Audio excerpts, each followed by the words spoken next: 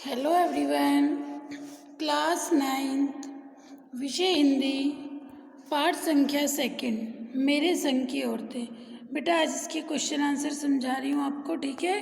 Question number first है, लेखिका ने अपनी नानी को कभी देखा भी नहीं, फिर भी उनके व्यक्तित्व से क्यों प्रभावित थी? कि उनके व्यक्तित्व की कौन कौन सी विशेषताएं लेखिका को अच्छी लगी। देखिए लेखिका कौन है? मृदुला गर्ग। लेखिका ने अपनी नानी को देखा नहीं था, फिर भी उनके विषय में अपनी माँ पिताजी से सुन तो रखा था। वह अपनी नानी के व्यक्तित्व से प्रभावित थी। उसके कई कारण थे। देखिए लेखिका की नानी घर में पर्दा करती थी, परंपरागत तरीके से रहती थी, अपनी आज़ादी से पूरी तरह बेखबर थी, परंतु अपनी बेटी की शादी उस नौजवान से करना चाहती थी जो स्वतंत्रता सेनानी प्यारेलाल शर्मा जैसा हो, अर्थात आज़ादी का सिपाही हो। उसके मन में देश की आज़ादी के लिए जुनून था, ठीक है। फिर लेखिका की नानी ममतामयी माँ भी थी। अन्य भारतीय औरतों की तरह ही वे भी अपनी बेटी की शादी की फिक्र करती थी। परिवार के अन्य सदस्यों के साथ भले ही वे परंपरागत तरीके से रहती थी, परंतु निजी जीवन में वे काफ़ी आज़ाद ख्यालों वाली महिला थी। लेखिका की नानी ने अपने पति के मित्र स्वतंत्रता सेनानी प्यारेलाल शर्मा से पर्दे का लिहाज न करते हुए पति के सामने ही अपनी इकलौती बेटी के लिए वर ढूंढने के लिए कहा। उनकी स्पष्टवादिता देखकर सभी दंग रह गए, ठीक है। तो ये नानी के व्यक्तित्व के इन गुणों के कारण लेखिका उनसे प्रभावित हुई। देखिए क्वेश्चन था, लेखिका ने कभी अपनी नानी को देखा नहीं था, लेकिन फिर भी उनके व्यक्तित्व से क्यों प्रभावित थी? तो ये सारी विशेषताएं उनके व्यक्तित्व में थी, इसलिए लेखिका को ये सारे गुण अच्छे लगे। ममतामयी माँ, ठीक है, निजी जीवन में काफ़ी आज़ाद ख्यालों में की रहने वाली महिला, देश के प्रति आज़ादी का जुनून, ठीक है, और स्पष्टवादी, ये सारे गुण किस में थे? लेखिका की नानी में। सेकंड क्वेश्चन है, लेखिका की नानी की आज़ादी के आंदोलन में किस प्रकार भागीदारी रही? देखिए लेखिका की जो नानी थी वो परंपरा का पालन करने वाली अनपढ़ पर्दानशी औरत थी। अनपढ़ थी, पर्दे में रहा करती थी, अर्थात घूंघट करके रहना, घर से बाहर जाकर आज़ादी के आंदोलन में भाग लेने का वातावरण उनके घर में नहीं था, ठीक है। उनके पति अंग्रेजों और अंग्रेजियत के भक्त थे, परंतु नानी के पति की जीवन शैली में कोई सहयोग नहीं किया तथा उसको अपने ऊपर भी लागू नहीं होने दिया। जब उनकी बेटी की उम्र 15 वर्ष की हुई और यह आभास हुआ कि वह जीवन के अंतिम दौर में है, तो उन्होंने अपने पति से कहकर अपने मित्र प्यारेलाल शर्मा जो क्रांतिकारी थे उन्हें बुलवाकर पर्दा छोड़कर अपने पति के सामने ही उसने बात की। उन्होंने कहा कि मैं अपनी पुत्री के लिए कोई स्वतंत्रता सेनानी वर ढूंढने की जिम्मेदारी मैं आपको देकर जा रही हूँ। नानी ने अपनी बेटी की शादी किसी अंग्रेज भक्त से नहीं कराई। आज़ादी के आंदोलन में नानी का यह अप्रत्यक्ष योगदान था। प्रत्यक्ष जो सामने दिखाई दे, अप्रत्यक्ष जो दिखाई ना दे, तो नानी का आज़ादी के आंदोलन में यह एक अप्रत्यक्ष योगदान था कि अपनी बेटी के विवाह के लिए अपने पति के मित्र प्यारेलाल को बुलाकर ये कहा गया कि इसका विवाह किसी आज़ादी के सिपाही से, किसी से करा देना, ठीक है। आज़ादी के आंदोलन में नानी का यह अप्रत्यक्ष योगदान रहा कि अपनी पुत्री का विवाह स्वतंत्रता सेनानी से कराने के लिए कहा, किसी अंग्रेज भक्त से नहीं। लेखिका की माँ परंपरा का निर्वाह न करते हुए भी सबके दिलों पर राज करती थी। इस कथन के आलोक में लेखिका की माँ के व्यक्तित्व की विशेषताएं लिखिए। देखिए लेखिका की माँ परंपरा का निर्वाह न करते हुए ठीक है। एक लेडीज़ के लिए, एक महिला के लिए जिन जिन परंपराओं का पालन करना पड़ता था, उनका पालन न करते हुए भी लेखिका की मम्मा सबके दिलों पर राज करती थी। अर्थात उसके व्यक्तित्व की ऐसी कौन कौन सी विशेषताएं थी जिनके कारण वो घर का कोई काम नहीं करती थी तो भी सभी उसे बहुत पसंद करते थे। देखिए, लेखिका कि माँ परंपरा का पालन न करते हुए भी सबके दिलों पर राज करती थी। इसका कारण लेखिका के माँ के व्यक्तित्व की निम्नलिखित विशेषताएं। लेखिका की माँ की शादी आज़ादी के आंदोलनरत युवक से हुई। वे आजीवन गांधी जी के सिद्धांतों का पालन करते हुए सादा जीवन जीती रही और खादी को ही साड़ी पहनती रही, अर्थात सादा जीवन उच्च विचार। लेखिका की माँ की अपनी अलग ही शख्सियत थी। उसमें खूबसूरती, नजाकत, गैर दुनियादारी के साथ ईमानदार और निष्पक्षता इस प्रकार मिली जुली थी कि परिजात सी जादुई लगती थी। तो देखिए क्या क्या बताया, उसकी खूबसूरती की नजाकत, ठीक है, दुनियादारी, गैर दुनियादारी के साथ ईमानदार और निष्पक्षता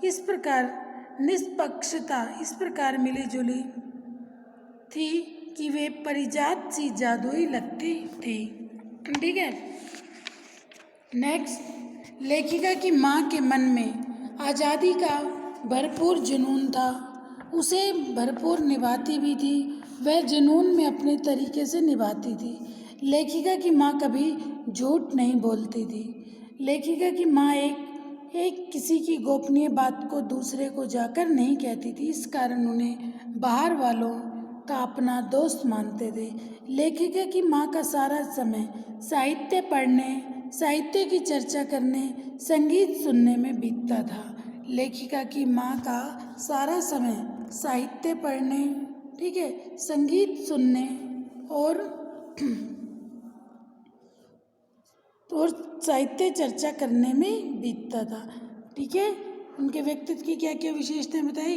वो कभी झूठ नहीं बोलती थी, किसी की गोपनीय बात को किसी को नहीं कहती थी, बहुत अधिक सुंदर थी, गैर जिम्मेदार दुनिया में भी ईमानदारी और निष्पक्षता थी, आज़ादी का जुनून था, ठीक है, और वो किसी की गोपनीय बात को किसी दूसरे से नहीं कहती थी तथा कभी भी उन लेखिका ने कहा कि मेरी माँ कभी भी झूठ नहीं बोलती थी। ये सारी विशेषताएं लेखिका की माँ में होने के कारण, ठीक है, घर के सभी उसके दिलों पर राज करती थी। लेखिका की दादी के घर के माहौल का शब्द चित्र अंकित कीजिए। लेखिका की दादी के, देखिए, लेखिका की दादी के घर का माहौल अन्य परिवारों से भिन्न था, अलग था। परिवार के सदस्यों को बंधी बंधाई परंपरा से हटकर चलने की छूट थी। स्वयं दादी पर अपरिग्रह की सनक सवार रहती थी। उन्होंने अनावश्यक वस्त्रों का संचय नहीं किया। परिवार के सदस्यों को अपने ढंग से सोचने समझने का कार्य करने की आज़ादी थी। लेखिका ने बताया कि दादी के घर में लड़के लड़कियों में भेद नहीं किया जाता था। घर की महिलाओं को भी उचित सम्मान दिया जाता था। घर के महत्वपूर्ण कार्यों में उनकी राय ली जाती थी। ठीक है। दादी के परिवार का माहौल धार्मिक था। स्वयं दादी नियम पूर्वक मंदिर जाकर भगवान से मन्नत मांगती थी। दूसरा, दादी के परिवार का वातावरण दबाव मुक्त था। परिवार में किसी सदस्य पर कोई राय बलपूर्वक नहीं थोपी जाती थी। ठीक है। इसलिए परिवार में कई लेखिकाएं और लेखक सामने आए। लेखिका की दादी के घर का माहौल समझ आ गया, धार्मिक माहौल था। ठीक है। किसी पर किसी तरह की कोई बंदिश नहीं थी। ठीक है। दादी के परिवार का माहौल धार्मिक था। दादी स्वयं पूजा पाठ किया करती थी, मंदिर जाती थी। लड़के लड़कियों में कोई भेद नहीं किया जाता था। ठीक है। परिवार के सदस्यों की बंधी बंधाई परंपरा से हटकर चलने की छूट थी। सभी को अपना निजित्व बनाए रखने की पूरी छूट होती थी। कोई किसी के पत्र के आने पर उस विषय में कुछ नहीं पूछता था। मतलब सबको अपने अपने जीवन की स्वतंत्रता है, कोई किसी के कार्य में हस्तक्षेप नहीं करता था। ठीक है। Next, question number 4। आप अपनी कल्पना से लिखिए कि परदादी ने पतोहू के लिए पहले बच्चे के रूप में लड़की पैदा होने की मन्नत क्यों मांगी होगी। देखिए, आप अपनी कल्पना से लिखिए कि परदादी ने, लेखिका कह रही है कि मेरी माँ का जब बच्चा होने वाला था तो परदादी ने ये मन्नत मांगी, लड़की पैदा होने की मन्नत क्यों मांगी। लेखिका की परदादी ने मंदिर में जाकर मन्नत मांगी थी कि उनकी पुत्र वधू के प्रथम संतान लड़का न होकर लड़की हो। दादी परस्पर विरोधी थी। अपने इस रूप को सबके सामने साक्षात दिखाने में विचार से परदादी ने यह मन्नत मांगी थी। सभी लोग अपने घर में पुत्र का जन्म चाहते। यह मन्नत मांगकर परदादी स्वयं को लीक से हटाकर चलने वाली दिखाना चाहती थी। दूसरे अन्य कारण अधोलिखित भी हो सकते हैं। परदादी के मन में बेटे तथा बेटी में भेद नहीं था। इस कारण नातिन को खिलाने की कल्पना से वह प्रसन्न थी।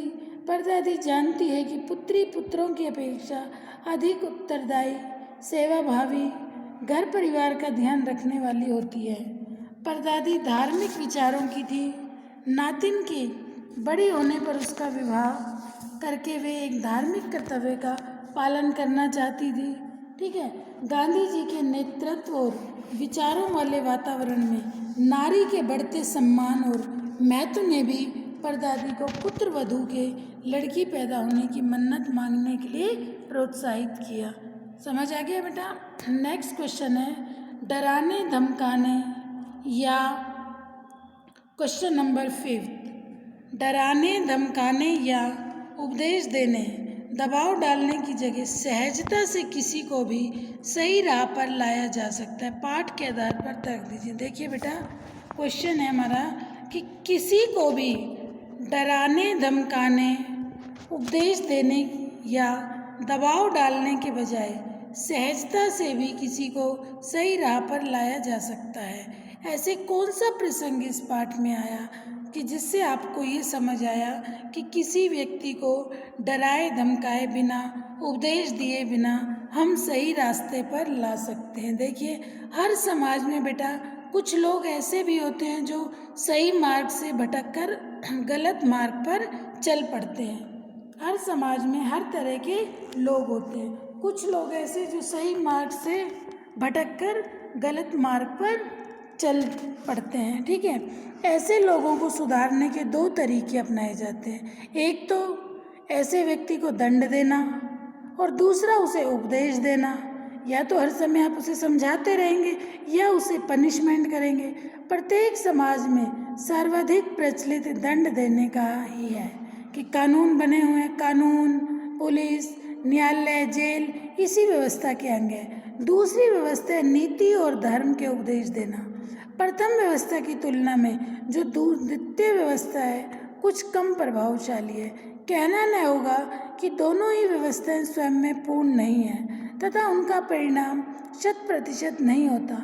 इन दोनों से हटकर तीसरा उपाय भी है, वह है सहज स्वाभाविक आचरण द्वारा भटके हुए व्यक्ति का मार्गदर्शन करना। एक मिष्ठान प्रेमी बालक के बीमार होने पर उसके घर वाले उसे एक साधु के पास ले गए। साधु ने 2 दिन बाद आने को कहा। 2 दिन बाद पहुंचने पर उसने बालक के सिर पर हाथ फेरकर मिष्ठान न खाने को कहा तो बच्चे ने मिठाई खाना छोड़ दिया। उस साधु ने स्वयं मिठाई खाने की आदत छोड़ दी तो उसके कथन का बच्चे पर प्रभाव पड़ा। महारानी लक्ष्मीबाई ने दुर्दांत डाकू को अपनी सेना में नियुक्त कर दिया था। रानी के स्वतंत्रता प्रेम को देखकर वह स्वाधीनता का सैनिक बन गया। लेखिका की परदादी ने भी चोर को डांटने, फटकारने अथवा सदाचार का उपदेश देने के स्थान पर, ठीक है, उसको लोटा देकर पानी मंगवाया। आधा पानी स्वयं पिया, आधा उसको पिलाकर उसको अपना बेटा बना लिया और चोरी करने अथवा खेती करने का निर्णय उसके विवेक पर छोड़ दिया। उसको सही रास्ता दिखा दिया। तो क्वेश्चन था हमारा डराने धमकाने, उपदेश देने या दबाव डालने की जगह किसी को भी सही राह पर लाया जा सकता है। ठीक है, तो ये एग्जाम्पल के माध्यम से इस क्वेश्चन के आंसर क्लियर हो गए कि हम किसी को सिर्फ बिना मारे धमकाए, बिना उपदेश दिए भी हम सही रास्ते पर ला सकते हैं। ठीक है बेटा। नेक्स्ट क्वेश्चन है, शिक्षा बच्चों का जन्मसिद्ध अधिकार है, इस दिशा में लेखिका के प्रयासों का उल्लेख कीजिए। शिक्षा व्यक्ति का जन्मसिद्ध अधिकार है। देखिए, शिक्षा बच्चों का जन्मसिद्ध अधिकार है। प्रत्येक बच्चे को अच्छे स्कूल में शिक्षा प्राप्त करने का अवश्य अवसर मिलना चाहिए। ठीक है, जब लेखिका कर्नाटक के छोटे से कस्बे बागलकोट में थी तो उसके 2 बच्चे स्कूल जाने की उम्र में हो चुके थे, परंतु वहाँ कोई भी अच्छा स्कूल नहीं था। लेखिका ने लोगों की राय लेकर पास के कैथोलिक बिशप से निवेदन किया। उनका मिशन वहाँ के सीमेंट कारखाने से मदद लेकर कस्बे में एक प्राइमरी स्कूल खोला। उस देश में क्रिश्चियन बच्चों की संख्या कम थी। न केवल उन्हीं के लिए स्कूल चलाते, लेकिन लेखिका ने आग्रह किया कि गैर क्रिश्चियन बच्चों को भी शिक्षा पाने का हक है। तो उन्होंने कहा कि यदि उन्हें यकीन दिलाया जाए कि स्कूल 100 वर्ष तक चलता रहेगा तो वह प्रयास न कर सके। इस पर लेखिका को क्रोध आ गया और बात न बात तो तब लेखिका ने तय किया कि बच्चों के लिए अंग्रेजी, हिंदी, कन्नड़ 3 भाषाएं सीखने के लिए स्कूल स्वयं खोलूंगी। स्कूल को कर्नाटक सरकार से मान्यता दिलाई गई। लेखिका का यह व्रत अनेक परिश्रमी लोगों की मदद से पूरा हुआ। लेखिका तथा अन्य अफसरों के बच्चे अब उस स्कूल में पढ़े और बाद में अलग अलग शहरों में प्रसिद्ध विद्यालयों में दाखिला पा सकते हैं। ठीक है बेटा, समझ आ गया ये? आज मैंने आपको 6 क्वेश्चन समझा दिए। ठीक है, टोटल 12 क्वेश्चन है, कुछ एक्स्ट्रा क्वेश्चन भी कराऊंगी, तो आज 6 क्वेश्चन समझाए हैं आपको, बाकी के मैं नेक्स्ट डे समझाऊंगी। वीडियो को ध्यान से सुनना, समझना। कोई भी डाउट हो बेटा, आप लोग अपने डाउट ज़रूर क्लियर करो। ओके, अच्छे से इस पूरे चैप्टर को रीड करना। आप अपनी लैंग्वेज में भी आंसर बनाकर लिख सकते हैं, लेकिन आंसर बिल्कुल छोटा सा नहीं लिखना आपको। ठीक है, ओके, थैंक यू बेटा।